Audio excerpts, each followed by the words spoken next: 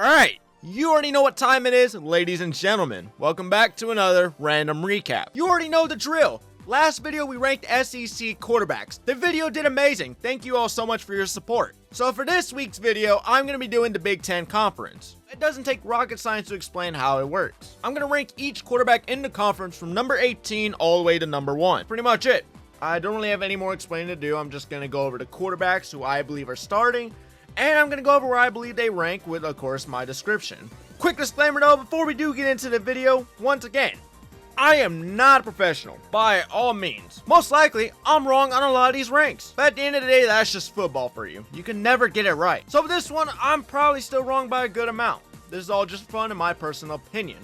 I do ask though, if you do think otherwise for some of these ranks, please let me know down below in the comments what you would have done instead. I would love to hear everyone's thoughts. And also, all I do ask is if you are new here, please subscribe. It does help the channel grow and does help get my name out there more. With all that being said, let's get into ranking every quarterback in the Big Ten. Coming in at number 18, Jeremy Hecklinski. I don't know what I'm supposed to say here. He's thrown 2 passes. 2! Like, there's only so much you can take away from that. You can't say he's gonna suck, but then you can't say he's gonna be one of the best either. It's like a mystery box at the moment. We don't know what it contains. But now, do not get me wrong, there is some upside here. Lots of it that says he's gonna be great. Coming out of Walton High School, Jeremy was a 4-star recruit initially signed to Wake Forest as early as 2022, where he first committed. Then he would enter the portal last April to then commit to Iowa, where he would sit behind Mark Gronowski. So I'm already loving the fact he's comfortable in the system with the years of experience riding the bench. That the coaches love him, saying he is exactly what they're looking for. Then he turned to his scouting report, said he's got a nice arm, can move around when he needs to, and is not afraid to let it fly downfield. All of this points to him being the playmaker Iowa could really use, especially now that Gronowski has left for the NFL. So their job should be his based on the potential they see and the trust they have in him to fill Mark's cleats. I say should because, I mean, there still is a slim chance Hank Brown wins out the job considering the spot hasn't been named yet and the quarterback battle is pretty close. But again, I think with him already having a year under his belt, it sure helps his case a bit more. And then let's be honest, if he really wasn't worth the damn, they would have got someone else out of the portal. So if Jeremy comes out firing on all cylinders with his offense, I'll gladly move him up in the rankings. But until I actually see him do that or do anything, I can't put his name any higher than this. Good thing for Jeremy though, Iowa's a pretty talented team from top to bottom. They recruit very well, coaching is great, they're always loaded at the positions you need them to be besides quarterback. I mean, he is where you want to be with no crazy expectations attached for the position. Show up, have a team around you that can do the heavy lifting if you're not the elevator looking for, and that's pretty much it. You know, they've shown before they don't need an elite quarterback to find success. Trust me, their pass game has pissed me off plenty of times, but yet they somehow find a way to make it work. Hell, you can actually stick the punter at quarterback. They're gonna find a way to get a W with him. Like, as long as he's able to check the ball down further than 10 yards, that's it. That is all they're asking for. And then if you can QB sneak, if you can just do those 2 things, you're gonna be fine. But for the chance he actually is elite, they're gonna be a sleeper team throughout the conference. But for the chance he's just average and nothing crazy like they've had before, at minimum, I still see A wins for the program. They don't need a quarterback who averages 250, 300 yards a game. Just somebody to make simple passes, play safe football, and not screw the team over. So depending on how he does in his first year, that will determine if he takes a massive leap towards the top, or he stays somewhere around the lower end. He's on a great team, so we'll just have to see how this one plays out in real time. Give me Jeremy Hecklinski, number 18. And at number 17, Ryan Brown. Man, Purdue just cannot catch a damn break. Every year, it's the same thing. It's 1 win season, 1 win, 2 wins, 3 wins. Brutal stuff, really. So last season, week 2, up until the very end, just a constant bitch slap after another. Indiana closes out the chapter by blowing their backs out 56-3. Some weeks they got closer than the other, but ultimately still had the same result. 2 wins is what they came away with. And unfortunately for Ryan Brown, being the quarterback of this team means you're going to catch a lot of heat, whether it's actually your fault or not. You'll get blamed no matter really what happens. If the O-line blows ass, which it did, somehow it's his fault. Receivers dropping a ball or 2, which it happened a lot last season. It's Ryan Brown's fault. If the Gatorade's not cold enough, somehow that's gotta be Ryan Brown's fault. And while I don't think he or Singleton was the only reason Purdue struggled, he sure as hell did not really help to change the outcome much either. 9 touchdowns, 10 interceptions. That right there just ain't it. So not entirely the problem, but a good part of it. It's probably why he didn't transfer, because I'm not sure a lot of teams really threw him the offer. And as I'm seeing with Purdue fans, really it's a mixed reaction. Some wanted him back, the others were treating it as a bad thing. They were like, well, shit, there goes the season, because you already know what to expect. I saw a decent amount of games, mostly clips on YouTube, and I'll say is I did like some things of his game, some things I just didn't like. I still think there's a lot to work here with. There's always a chance he could take the leap. After all, it was just his first season, so while not a gigantic leap, even if he can take just the smallest jump forward, I think they'll be a lot better than 2 wins. Like, if Purdue wants to get anywhere this season, he's got to become a much smarter passer and a lot better with mobility. The accuracy's got to improve, the decision making also has to improve, and most importantly, stop turning the damn ball over. Good news is, from what I've been hearing in the Manning Passing Academy thing, he's been doing really well and that he's training his ass off, with his offseason didn't get much better, which if any of that is able to pay off, not only will he show others he's not as bad of a quarterback as last season made him out to be, and for Purdue it means he won't be the complete laughingstock of the Big Ten people see as a free win, like the doormat of the conference. So a more improved Ryan Brown plus remaining healthy, you should see at least 4 wins. And I know that doesn't sound like a lot, but you gotta start with small expectations. 4 wins, maybe 6 at the most, it really all falls on him. He's not as bad as people make it seem. He's got some good moments, he's got some lows, but I think if the O-line can actually do his job and the receivers are able to do him a favor here and there, and the defense doesn't have a lot of shortcomings like last season, it's very possible they get a 4-win record. Either way, until I actually see the improvement people are saying he's been making, or at least just what people want to see, I'm going to keep him this low. I think he's got a good chance of taking a step forward, but with this team, it's hard to say if he actually does. So hopefully Barry knows what he's doing with this one. There's a chance he rises, but there's also the chance he and his team have yet another poor season and he potentially gets benched. I'm going to put Ryan Brown 17. Coming in at 16, Dylan Lonergan. Talk about a career that's been all over the place. First off, we got Alabama, which rolled Tide, but I can promise you, I do not remember his name very well. The games that said he appeared in, I can't remember a single play of it. Now, I'm not even going to hold you. I don't remember him in a Tide uniform. Anyways, then he would go off to Boston College for the 2025 season, and now Rutgers, which hopefully will be the spot and he doesn't have to jump schools again.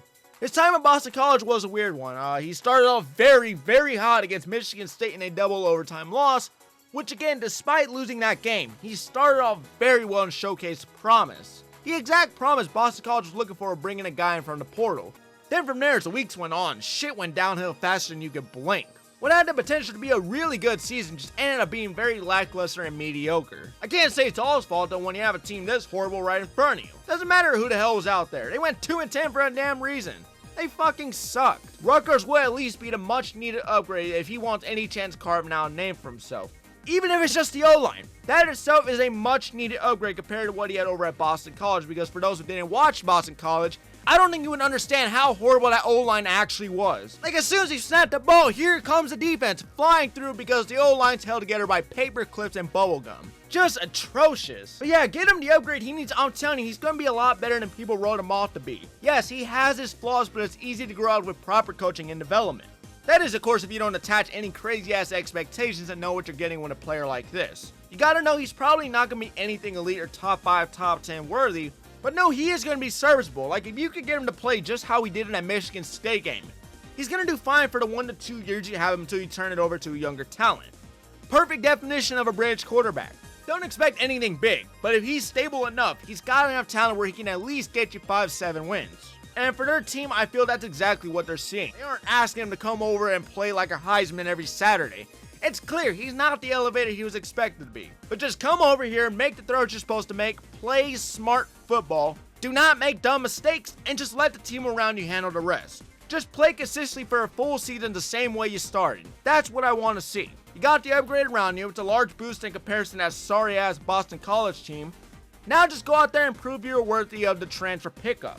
Either he's going to rise in the ranks, Rutgers has a great year, or he's going to get benched somewhere in between Indiana and the Michigan game for another arm they have on the depth chart. Which, if he gets benched, that's really it. I don't know how many other offers he had, so assuming this was one of the only few, you better not ruin his chance. So until he proves this rank wrong, I'm going to put him here at number 16. Okay, hold up. When the hell did Aiden Childs end up at Northwestern? Better yet, when the fuck did Chip Kelly end up at Northwestern? I had to do a double take with this one to make sure I wasn't reading wrong. Chip Kelly is yet again someone's coordinator, and this is the way I find out. Which for Childs, I mean, that's a win if Chip Kelly is, of course, the same type of offensive coordinator he was with the Buckeyes. If so, Childs is going to be one happy son of a bitch. Michigan State was not all his fault. that O-line did him absolutely no favors. Not to mention, it felt like their system wasn't made for a quarterback with his talents. If you saw my video last year, I ranked quarterbacks in the Big Ten. I was pretty high on Childs, and I was looking forward to a breakout season. Safe to say that did not happen. Instead, it was pretty mediocre, and it became clear to me that both sides needed to move on for the better. For Childs, he needed a new start where they'll tend to his dual threat abilities, because I'd be lying if I said he doesn't have the physical tools to be one of the better quarterbacks throughout the conference. He's got it all, he just hasn't put it all together yet to get to where his ceiling suggests. Thinking like a sports car without the wheels. If you can get him going, you got yourself a damn good quarterback who's going to bring a large competitive spirit and play every snap like it's his last. But if they can't make anything out of his transfer and unlock that hidden potential, I don't think it's going to be long before they try someone else. Harsh to say, but it's the truth. You can only live off that potential for so long before people start asking where's the production at. He'll give you the flashes, but people want the full thing. Now he's got Chip Kelly in his back pocket, who's got a large history of quarterbacks like him. Which again, if Chip Kelly is still the same man he was when he left college, this should work out. And if Kelly can't make work out of him, then I don't know what to say. It should be a large pairing that's going to pay off greatly. So for Childs, it's now or never. I think he's got a great chance, as they say, third time's a charm. Oregon State didn't work out. Michigan State was a flop. So maybe it's Northwestern where everything clicks. I'm going to keep him right here at number 15. I really hope he gets it all together, because I would just hate to see talent like that go to waste. Ranking Aiden Childs number 15. And on the topic of Michigan State, we get to Aiden Childs' replacement. Alessio, I can't pronounce the last name. Look, I'm going to be respectful. I'm going to call him Alessio. So yeah. So the funny thing about this, I don't think Michigan State actually had plans for him until shit hit the fan, Childs got benched, Alessio gets the chance, and all of a sudden, they're looking pretty nice with it.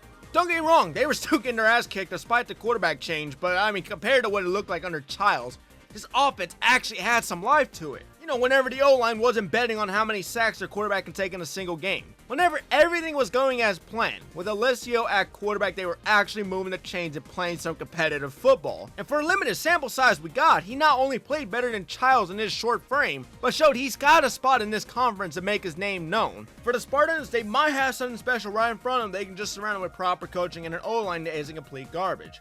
For the coaching part, he's got Nick Sheridan coming over from Alabama as a new offensive coordinator.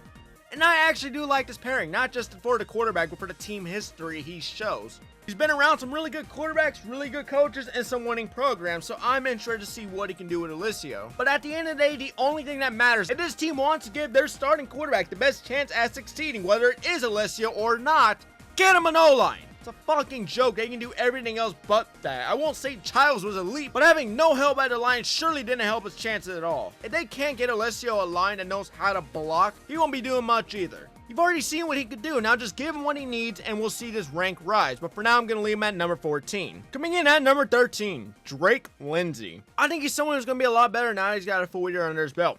First season, pretty solid. Could have been much better? Absolutely. But my expectations were met for what I said it at. If you saw my video last year, the Big Ten QB rankings, I know somewhere around 16 or 17 with the first year expectations for a 3-star freshman being just a game manager and don't be the reason Minnesota loses games. And for the most part, that's exactly what he did. I like a lot of what I saw. It reminds me of a decent bit of Max Brosmer with his 1 year in Minnesota. Almost 2,400 passing yards, 18 touchdowns, and only 6 interceptions. Pretty good for a freshman. And as the season went on, he obviously got a lot more comfortable in the system. It's why I say that full year experience should benefit him now to being even greater. So for this season, where I mainly want to see him improve is just against the better teams. For starters, Iowa, I mean, if you saw the game, you know it was an absolute disaster. 3 picks, 4 sacks, pretty much got his ass kicked. Then you had the Oregon game in Ohio State where Minnesota just couldn't keep up. That's the next step I should see at least at the minimum for him, showing up in those big games. Luckily for him in Minnesota, he'll get those type of opportunities again this year with Michigan, Indiana, Penn State, and Iowa once again all on the schedule. I think he's a player who's got long ways to go. By that I mean he's got potential to be a big game changer for the program. But with that, he also has just as great of a chance of being that good game manager who can promise you a winning season, but really nothing more. That right there is the difference on if his development goes well with the team. Preferably, I would like for him to take that next step forward somewhere during halfway through the season. The sooner the better. I mean, who knows the potential we could be talking about if he gets to his best. It all falls back on this year and if he takes that leap with this offense for a breakout sophomore season. Give me Drake Lindsey, number 13. Coming in at 12, we have Caden Hauser. With Altmaier going to the NFL, someone's got to fill the cleats. So look no further than transfer quarterback Caden Hauser, who's taking the lead from East Carolina where he held an 8-4 record, throwing more than 3,300 yards with a 19-6 touchdown interception ratio, and 9 touchdowns on the run, being a large improvement of the year before, where he held 18-11 touchdown interception ratio with only 2,000 yards thrown. So his 5 years of college experience should be solid enough to give him a chance for an above average season in the Big Ten.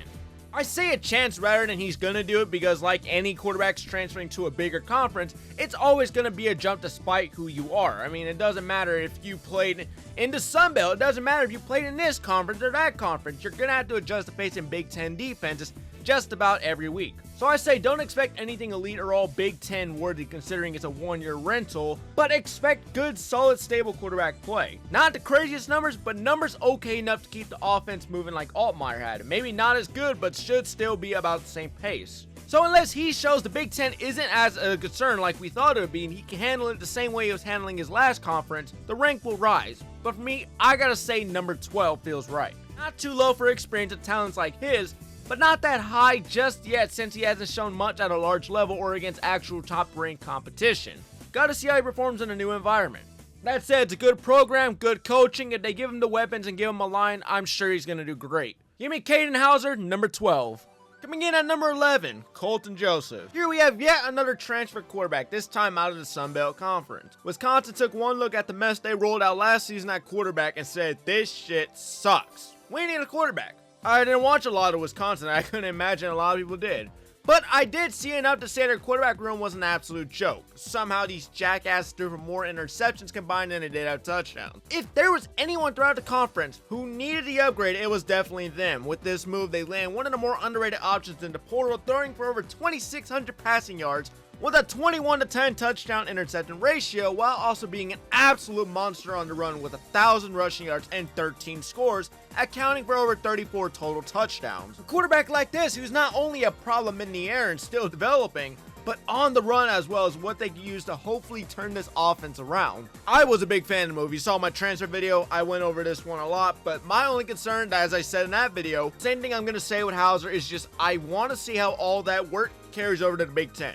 Because again, let's be real, this ain't the Sun Belt. Every week now, you're going to be lining up against straight killers who are much larger, faster, and physical. Wisconsin might not have the most difficult schedule, but it's still tough for someone who doesn't face talent like that weekly. Although the part I do like is he has shown that he's got what it takes. His toughest opponent last season and probably his entire career so far was Indiana, where he absolutely shredded their defense, rushing for 179 rushing yards and 2 rushing touchdowns. They lost, but I mean, that was a very impressive performance. He was a one-man wrecking crew and did all he could. So just do that on a weekly basis, and we could be looking back on this move like, how did we let Wisconsin land this hidden gem? I really like the upside of everything works out. He still has lots of room for development and a big ceiling up potential. So the Wisconsin coaching staff can just help him polish his craft plus work on a few things like increasing his accuracy. The transfer move is going to be pure money.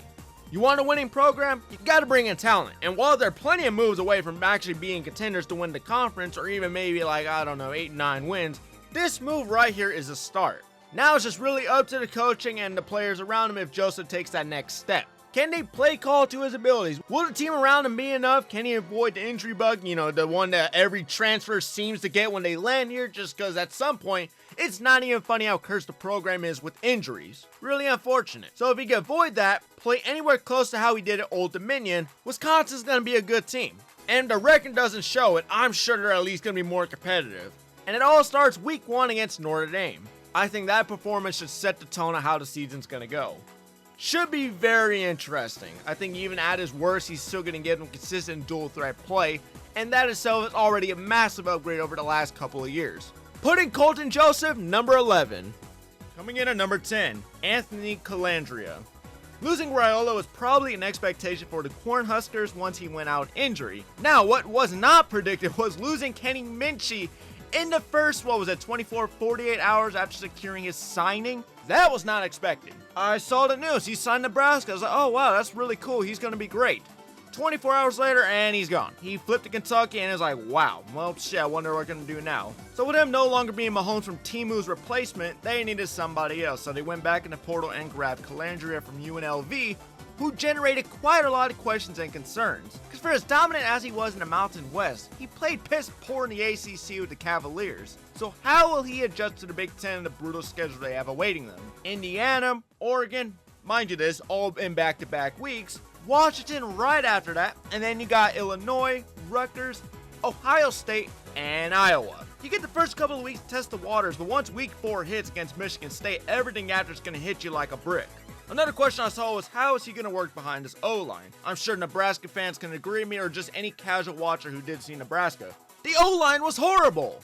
I keep sounding like a broken record when I talk about every quarterback and the O-line, but truth is, it's like, no matter how great of a quarterback you are, if your O-line is dog shit, nothing can get done. An average quarterback with a great O-line and great supporting cast is always going to look better than a great quarterback with none of that. So yeah, of course it's going to be a huge concern, because for Raiola and even before him, it was bad. Now don't get me wrong, Anthony seems to be much more of a dual threat option, but I would still love for him to have an O-line that can give him the time rather than rely on his ability to escape the pocket whenever it collapses every single snap, because how horrible it is. Like, if there's no improvement and that's the excuse you use for having a sorry ass line, oh, he's a dual threat, just avoid getting sacked, you already failed as an offense. You get him an O-line, I promise you this is going to look good. You don't get him an O-line, you give him the same crap y'all gave Raiola, I don't know how this is going to work out. Not to mention, you also don't want him to get hurt. Unlike Dylan, he's undersized at 6 foot and barely 205 pounds. The other concern I was also seeing is issues on turning the ball over, having 29 total career interceptions from Virginia to UNLV, with a total of 16 fumbles. Last thing I'm sure this program was expecting when bringing him over was his turnovers coming along for the ride. Probably told him leave that issue over at UNLV. If you ask me, I think he's an interesting name who's got potential to give his team what they're looking for, which is a dynamic playmaker. Respectfully, I don't see him as an upgrade, but I don't see him as a downgrade either. Weirdly enough, I feel like he's going to fit the team. Yes, I am a bit concerned with the conference jump, but you never know until you see him actually start. All you can really hope for is that he cuts down on the dumb mistakes and that the team can give him a stable O-line. Like I said already, you do those two things right there. I think Nebraska is going to surprise some people. I highly doubt they're winning the conference or anything crazy like that. I don't think they're going to be this unstoppable force, but I definitely think they're not going to be the worst team around like some people are betting on. Either he's going to be a diamond in the rough, or he's just another transfer quarterback who played for Nebraska. So until I see him actually dominate against Big Ten competition week in and week out, I'm going to keep him right here at number 10.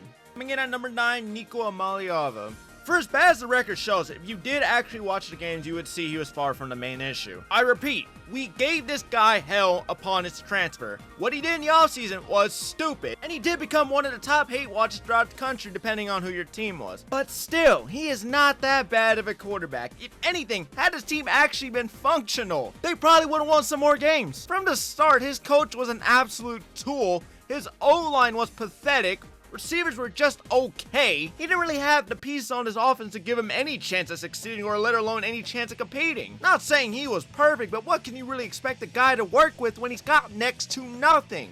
Throw any other quarterback from the conference on this team and let's see how they would do, because I promise you it's not going to get any better. Amaliava was out there playing with volunteer firefighters and student volunteers. Like, he himself was really all this offense had. Either things were getting done because some miracle throw he's able to pull out of his ass on the run, or he's actually on the run because the O-line folded like a lawn chair. Again, when you don't really watch the games and just look at the stats, it's easy to point at the guy and say the team sucked because he sucked.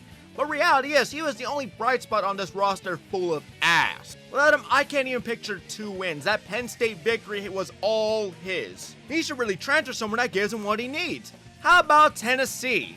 Jokes aside, he should have never did that. I think if he stayed with Tennessee, I mean, I can't say how it would have went. Joey Aguilar was pretty good himself, but who knows what they would have done.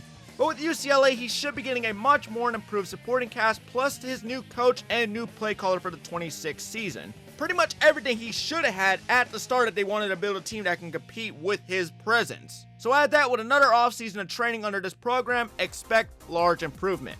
The season might have not lived up to what a lot of people were expecting, but if you watched any of their games, you'll see he tried his best with what they could give him. Benefit of the doubt, he's still a great quarterback. And once he gets a team around him, I'm sure he's going to start turning heads again like he was doing in 24. I'm going to put Nico Amaliava, number 9. Coming in at number 8, Malik Washington. I know some people are going to get pissed about this one because he's this high, but you know what? I don't care. I think he is a phenomenal talent. And if Washington is not at another program by his junior season, I don't know what he's thinking. For a true freshman, he was beyond what the expectations were. I mean, you kind of have to be to finish as the Big Ten's best true freshman quarterback. Broke records, set records, put his name in the top 5 of the conference for passing yards per game, it would be a lie to say his first year was anything but elite. Just a strong performance after another. Like I'm saying, the kid is going to be playing like a potential Heisman if you give him the right team, which is exactly what he doesn't have now at the moment. Not saying they're a bad team, but I kinda am. They're a team that's not gonna help him reach his full potential if things stay the way they are now. If I'm the coach and saw the way Washington was balling out, I'm working day and night to make sure we not only get him a much better O-line, get this dude some playmakers, get him a run game. I'm calling up the Avengers and telling them to line up. Anything to make him stay before he realizes, wait a minute, I'm actually really good and my ceiling is much higher than this team limits me at. Think of it like this, another season like that, if not much better, they're gonna need a much bigger roof before he explodes past it. If you can't give him the supporting cast he needs to launch his name into the big conversations, there's gonna be a team out there who can do just that. Just about most programs without any direction or a young option to build around be jumping through hurdles just to land someone of his frame with his talents on their system. Just see what he is doing with nothing. Now picture that with a team that has everything you want. I don't know, maybe I'm getting ahead of myself for only having 1 year to go off on, but I was really impressed with what he did, especially on stuff like his deep ball. It's just a damn thing of beauty. Any type of throw he's able to get off, the placement he's got paired with his timing, it just looks too easy at times, with the cherry on top being his dual threat ability just to take off or improvise when the pocket breaks. Either he's going to stall long enough to find an open man downfield or he's going to run it in himself. Call me a broken record the way I say it about a lot of players, sometimes being right, others being wrong, but Washington's got the it factor. Truly a special name, I'm telling you. If you don't know the name now, you're gonna know it later. With a much better offense, he's very capable of turning them into an 8-win team, possibly even more than that. The ceiling is truly endless if you do everything right. Although for a Big Ten championship, they're definitely gonna have to pull some miracles. Anyways, for Maryland, you got down to the most important part of what it takes to be a successful offense in today's league. The quarterback. Some teams have everything else but the quarterback. Maryland's got it the other way around. They had the QB, but not the team. Give him the team and not watch only them fly through most of the schedule, but his name to fly up most boards when you think of the best quarterbacks in college right now. Year 2 should be a big one. So depending on how he does, this rank is either going to go up for the better, or this rank's going to go down lower. I like the team. He gives them a bright future. I'm sure he's a very loved athlete over there. I know if I supported a team, I'd be hopeful seeing someone like this play for my school. It's just now, does Maryland fumble his next few years? Do they fumble his sophomore season? Does he leave for his junior year? All that depends on year 2. You got the real deal right in front of you. Someone who can flip this program around for the better. Someone who's clearly said he does not want to play for anybody else. Can't get more perfect than that. Just please don't screw it up. Anyways, I'm going to bet on this one and say the rank rises higher than this. Some people might say this feels too high. I think it's just right. Give me Malik Washington, number 8. At number 7, give me Bryce Underwood. Almost like I said, do not hold up any high expectations for a true freshman. But no, everyone said I was wrong and that he'd easily be the best quarterback in the conference. Oh, Bryce Underwood, he's different. Everything I said, and no, this is not me hating on Underwood. I actually think he's going to be a stud this season. I liked his freshman season a lot. I'm just pointing out to all the wise asses who said I was wrong to rank him where I had him last season. He'll be elite right out the gate. To anybody who held realistic expectations, you would be correct. His true freshman season was far, far from elite, but if anything, I had to sum it up with a single word, it'd be solid. Again, not hating, just saying how it went, and even Michigan fans will tell you how it is. He was solid. He has potential to be great, but his first year was just solid. You would know if you did watch any of the games, he did have a ton of growing pains, which again, there's nothing wrong with it, it was expected. But with that, he also had flashes and moments that made you see why Michigan threw a bag his direction. It was up and down for the most part. You would get an impressive performance here and there, then the next week it'd be very mediocre. The main takeaway from it all was his potential being put on full blast of what he could be with a system that's more suited to his style, which is exactly what he should be getting now with new rival head coach Kyle Whittingham to replace Coach Moore, who went absolutely fucking mental in the offseason. With Whittingham also comes Jason Beck as his coordinator, so yeah, I'm excited to see how that turns out. I definitely expect him to lean more into what Bryce does best instead of trying to force him into something he's not, like the last coach. Let him use his legs, let him create outside the pocket, and let him play fast. He's capable of it, and so is his staff when it comes to making that happen. If year 1 looked like that with bad coaching, imagine what year 2 could look like with another offseason to learn, another year of experience, and a coaching staff that actually knows what it's doing. I'm not going to be shocked at all if we're talking about Underwood being a top 3 quarterback in the entire conference. That or he transfers. My money's a bit on both. There was a lot of rumors that he was going to do it this offseason, but he didn't and chose to stay. If you ask me, I still think it was a giant mistake for him to transfer from LSU. Obviously, now seeing who's their head coach, I think if he stayed there, he probably would have done the same, if not made more progress by now. Anyway, should've, could've, he's here at Michigan, and if they can give him what he needs for year 2, I think it'll be the breakout season everyone was looking forward to. For now, though, I'm going to keep him here at number 7. The talent is absolutely there. Now it's just, can he be more consistent, and can he take that next step in his developmental process? Until he proves that with this team, give me Underwood, number 7. Coming in at number 6, Rocco Beck. So, did Penn State just grab Rocco Beck, or did they steal the entire damn Iowa State program? Every time I was looking, it was, okay, another Iowa State coach going to the Penn. Oh, another player, he's going to Penn State. At this rate, y'all steal the damn water boy? Might as well rename this bitch the Penn State Cyclones. Jokes aside, though, it makes sense why just take the head coach when you can bring everything else that made the team great, rather than just bring the coach and give him really nothing to work with. Mostly what made that Penn State team special is pretty much all went on to the NFL. You know, you lost Aller, you lost that one backup quarterback who I can't remember his name right off. This way, he's got guys who are ready to come play now with this new team that already know the system. Starting with Rocco Beck, who to me, I never really saw him as anything crazy. I thought he was always good. I think he'll be fine, and I think he's going to help Penn State win the games they should while putting up solid numbers. Anything beyond that, not too sure.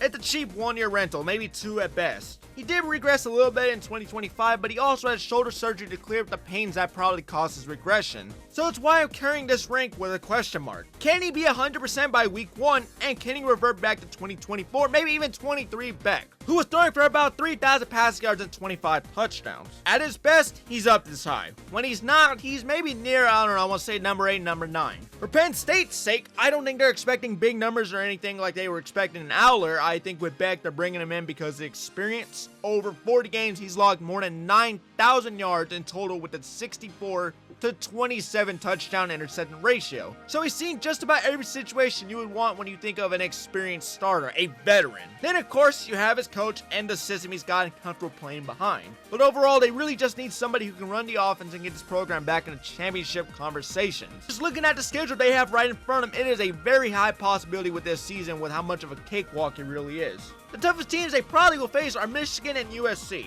Outside of that, they avoid all the big threats who normally give them the highest chances of losing. He might not have the highest ceiling at everybody on this list, but I trust at his best with this program and at his healthiest, he's going to give you consistent, clean football every week compared to other names around this number. So for now, I'm going to keep Rocco Beck right here at number 6.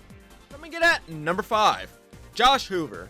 Seeing this move, I was very happy to know Hoover was landing in a strong system with a head coach who knows how to get the best at everything. I was a big fan of what he was doing with TCU. I really loved it, and I was hoping he would eventually transfer to a school that obviously, would get the best out of his talents. If you saw what he was doing over there, nobody's ready to see how he does with Indy. Now, I'm not expecting a Heisman Trophy or national championship to be made out of his presence like Cignetti had Mendoza doing, but you can bet your ass they're going to be good, and this golden era of Indiana is going to continue.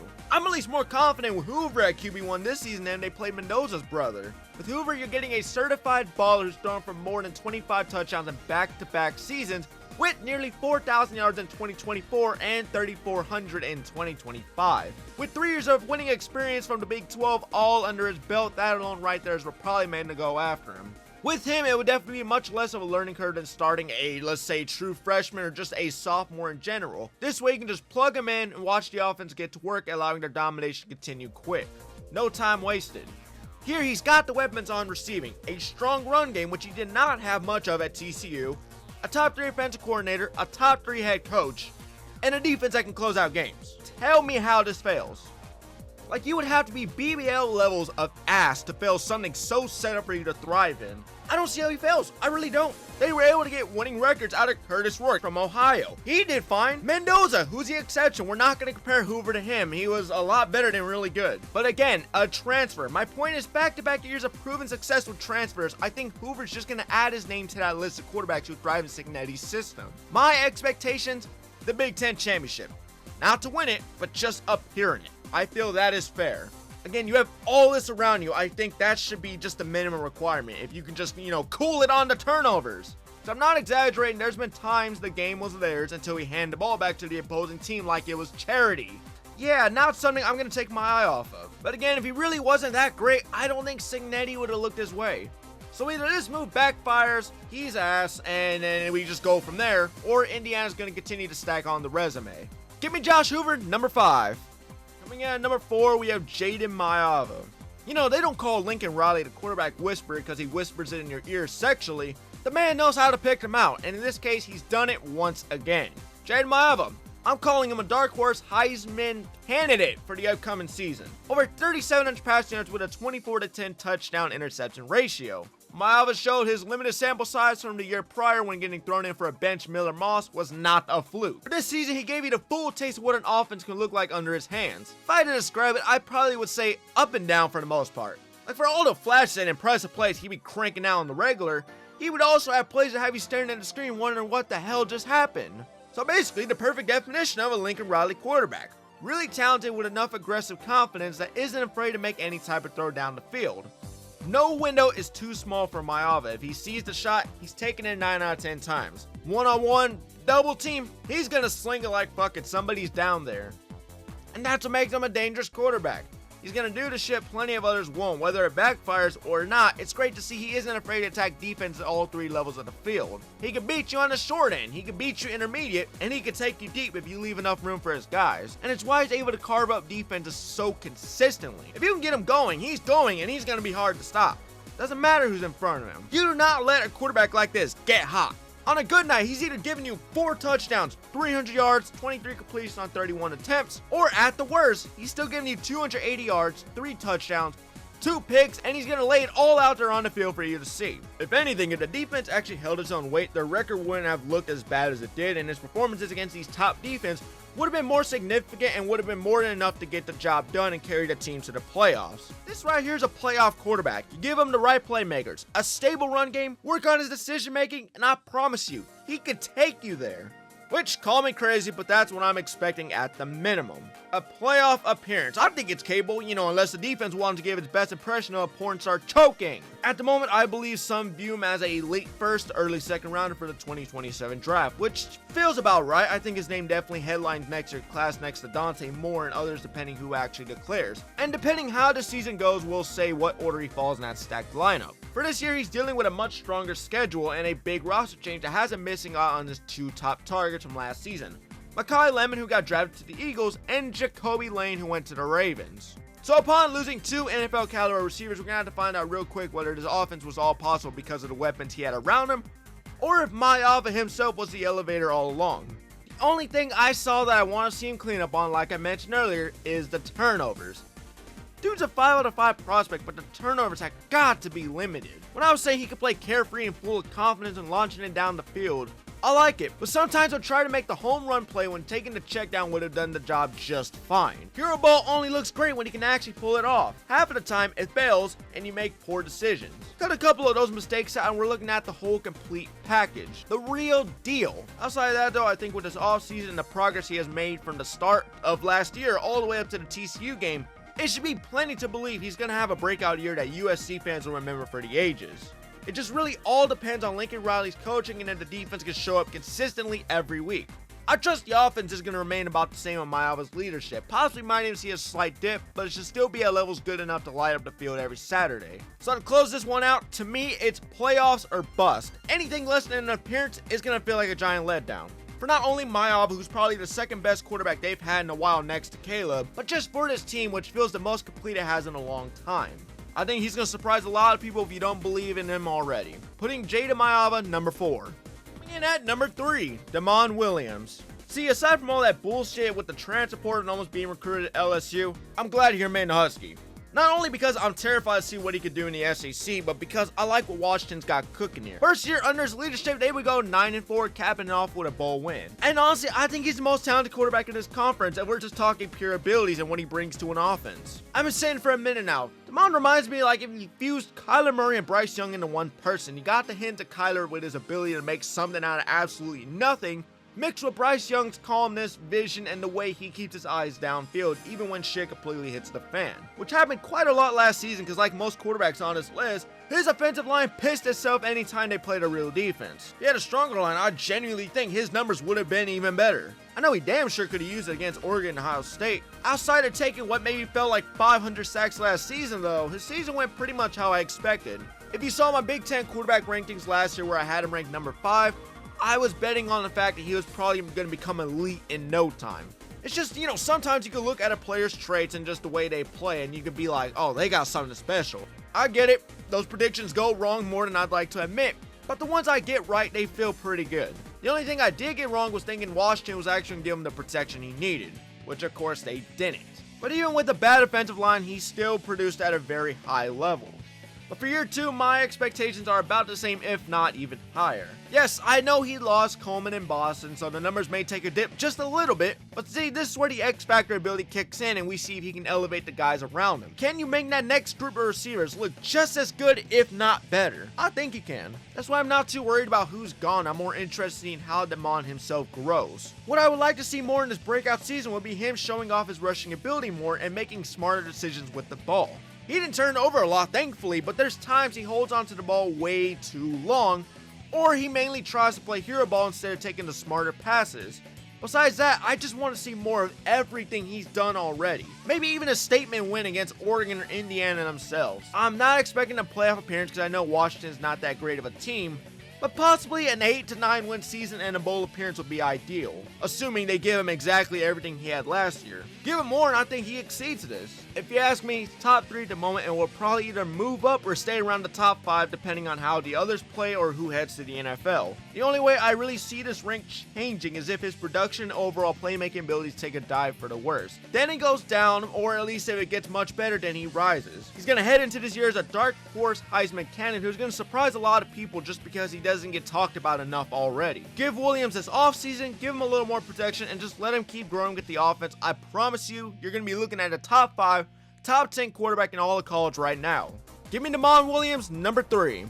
Coming in at number 2, Julian Sayin. First real year starting at college, not only did he lead his team to a 12-1 regular record with only 2 losses of the year being against the 2 teams that faced off in the finals, he would also be a runner-up for the Heisman, throwing for 3,600 passing yards, 32 touchdowns, and 8 picks. For a first-year starter, I mean, that's about as good as you could possibly ask for. Most people, or just most sources I was seeing, was predicting him to have a rough year, so expectations were exceeded by a mile. Was saying it's not crazy to think they're championship favorites. After a year like that, he shows he's very capable of keeping them in the race next to the other powerhouse teams. I mean, seriously, there wasn't really much he could not do with this offense. The accuracy was ridiculous. The decision making was far greater than what you would expect from somebody with only 1 full year under his belt. Timing and placement was precise. He was playing with this offense like he's been the quarterback for 3 years straight, looking like a veteran on just year 1. Don't get me wrong, he was not perfect. Against a better defense, you could tell he is still a young player. He's still learning. Miami ate him alive, and Indiana made his life hell, which that loss, I won't exactly pin him for it, considering their kicker was actually Helen Keller. Dumb bitch missed a kick that would have tied the game and took it into overtime. Anyways, as I was saying, far from perfect, there were times he would lock onto his first read a little too long, and usually it would result in him being picked off, an incompletion, or taking a sack. For the most part though, he played pretty clean football. I wish he was able to use his legs more, but I can't complain how his year went, and I'm sure he wouldn't change a thing besides the Indiana or Miami performance. My main takeaway is that if that's what year 1 was able to look like as a freshman, I don't know what the hell the expectations are for year 2. Like, what he showed us was stuff you want to see by year 3. Like, that was a Heisman-worthy campaign, and I'm not sure it's going to get much better than that. He's still got Jeremiah Smith, lost Carnell Tate, but has Brandon Ennis, Chris Henry Jr., a dominant run game with Bo Jackson and possibly Legend Bay, Ryan Day, who you know will give Saint everything he needs to succeed. My only hope is that the O-line is a little bit better, and I mean, he's got just about everything you want. So all of that good stuff, plus the full season of experience in this off-season train, years 2 expectations to be getting this team back to the playoffs, a Big Ten championship appearance, and at the minimum, a 3,500-yard season. So basically, another Heisman season. Clean up on the mistakes, play consistently the way we know he's capable of from week 1 to the very end, while also improving and being more mobile. We'll possibly be viewing Sayin as a number 1 quarterback going into the 2027 season, assuming he doesn't declare for the draft. I say expect a big leap, but I don't see how he tops the accomplished year he's had already. Not a lot of rookies can be dropped out to a big school like this. Go out there with those crazy expectations you get when playing for a school like this, and absolutely dominate the competition. Give me Julian Super Saiyan at number 2. And coming in at number 1, to really nobody's surprise depending on how you yourself see it, Dante Moore. Now, I know some of you are going to ask why Dante over Saiyan. Fair question, it's pretty fair. My answer, it was a coin flip. Why? Because I can't choose between the two. Both are Heisman caliber quarterbacks. Both play for national title contenders. Both are very much appreciated to their team. I don't think Oregon has a season they do without Moore. Buckeyes don't do as good without saying. I mean, it's really the same thing, just that Dante's got more time under his belt. No pun intended. From Oregon to UCLA, back to Oregon where he sat under Gabriel, got to start, played out of his damn mind, was told he was going to be a top 5 pick, and yet still chose to come back. You don't see that very often anymore. You know, most guys would have been out the door the moment you said NFL and top 5 in the same sentence. Those words mean money. So it's either he's got unfinished business, which is what I'm leaning towards, or he just really didn't want to play for the Jets, which I can't blame him for either. Sane will probably be number 1 eventually, but while Dante's around, I gotta go with the more experienced player who's seen just about everything. Not to mention he also packs talent you just can't teach. Like for starters, the arm strength. Some quarterbacks on this list got it, but with Moore, he'll fit a football in the windows that most quarterbacks wouldn't even think about attempting. He can zip the ball faster than your jaw drops because of how insane the play really is. I mean, I don't really need to sit here and tell you how good Dante Moore is. If you saw last year's team, he's just about everyone's number 1 for the Big Ten heading into next season. Some might say sane, which I respect it. You can't go wrong with either. I just say give Moore the same supporting cast. Who knows what he could do? The only thing I want to see this year from Dante is show me you can come alive in the big games. That's really it. He played solid like the Indiana game. He played okay, but there were still moments where the pressure got to him big. I went into those games expecting elite gameplay. I thought it was going to be a fair matchup. Instead, I ended up walking out that game like he could have done a lot more. It's why I was in favor of him returning. You get another year to develop and fix the mistakes he wouldn't have going into the league after one real season of success. You get to do that. You get one more year to prove everyone wrong. You get one more year at the Heisman and one more shot at the national championship.